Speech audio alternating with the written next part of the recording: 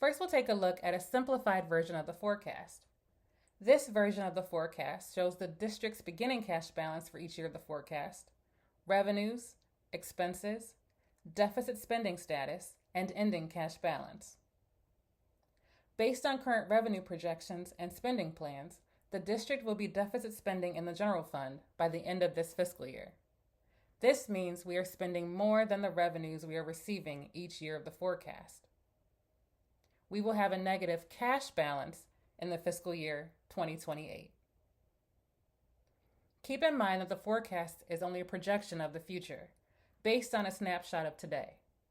That snapshot, however, will be adjusted, and the further into the future the forecast extends, the more likely it is that the projections will change.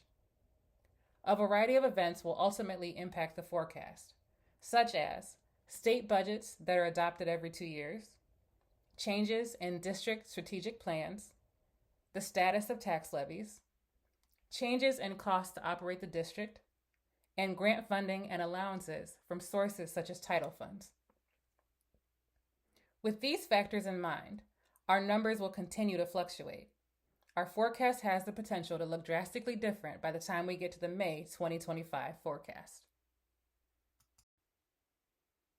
Compared to May's forecast, the district is anticipating an increase to our overall revenues throughout the life of this forecast. These increases are due to two factors.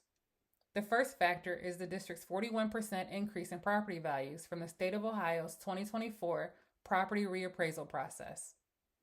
As our property values increase, our local share of revenue increases while our state share decreases. It's important to note that the increase in property values are not proportional to the increase in revenues, meaning that although the district's property values grew by 41%, the district's revenues from the property taxes did not grow by 41%. We'll be studying this more together after the official reports are released by the County Auditor's Office in January. This impacts lines 1.01, 1.02, and 1.05 of the forecast. Our second factor that is contributing to the increase in revenue is an increase in our district's enrollment. Back in May, we estimated that our district's enrollment for the fiscal year 2025 would be about 5,500 students, with a decline in the following years based on an analysis of our district's live birth data provided by the Ohio Department of Health. However, at the time of this forecast, our enrollment has grown to about 5,800 students. We're currently projecting that our enrollment will stay around 5,800 students throughout the life of this forecast. This growth in enrollment increases our unrestricted grants and aid line of the forecast, which is line 1.035. Since the May forecast, the district has entered into the fiscal precaution stage of fiscal oversight with the Ohio Department of Education and Workforce. This required the district to submit a board-approved plan to reduce expenditures starting in fiscal year 25.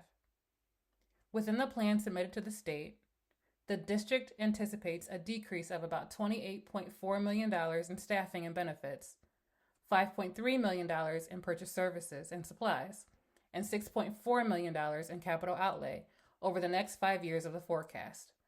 In total, this is a decrease of almost $40 million to the general fund. The Ohio Department of Education and Workforce, or ODU, is required to examine 5-year forecast submissions to determine if a school district has the potential to have a deficit during the first 3 years of the 5-year forecast. The severity of the deficit determines which level of fiscal oversight the district is placed into.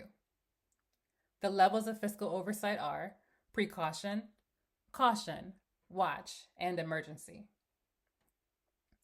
The department notified the district of our precautionary financial state due to the fiscal year 26 fund balance deficit that was projected back in the May forecast.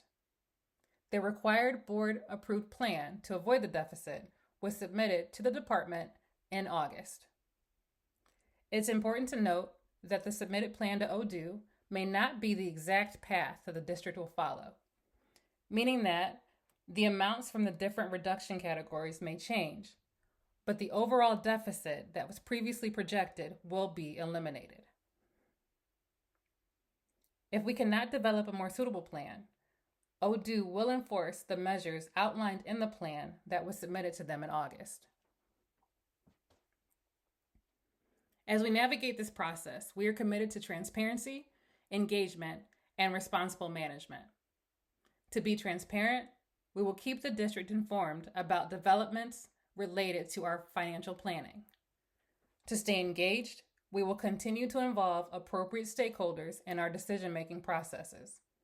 And to provide responsible management, we will work diligently to develop a financial plan that serves the best interests of our students, staff, and community.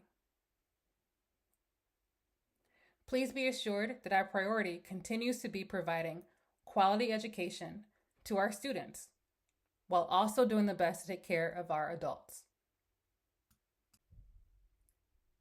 As we plan for May's forecast, we will continue to evaluate the quality and effectiveness of our programs and services, adjust the budget accordingly, review our current levies, and then determine when to ask our taxpayers for continuing and/or additional funds to support the district. The updates or changes from any of these items could cause the numbers in the May forecast to significantly fluctuate.